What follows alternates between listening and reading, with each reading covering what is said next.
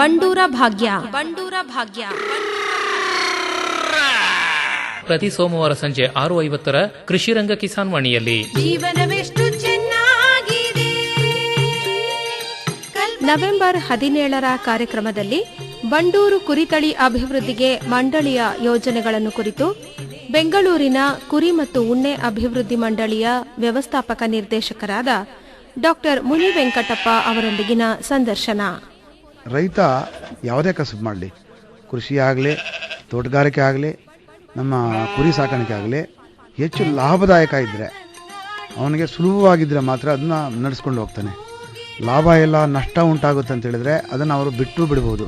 ಮೈ ಒಟ್ಟಿ ಕಣ್ತೆರೆದು ಆನಂದಿಸು, ಇದ ಕೊಟ್ಟ ದೇವರಿಗೆ ನೀ ವಂದಿಸು. ಸರಣಿ ಮುಗಿದ ಬಳಿಕ ತಳಿ ಸಂರಕ್ಷಕರಿಗಾಗಿ ಅನುಭವಿಗಳ ಮಾರ್ಗದರ್ಶನದೊಂದಿಗೆ ವಿಶೇಷ ಪ್ರಾಯೋಗಿಕ ತರಬೇತಿ.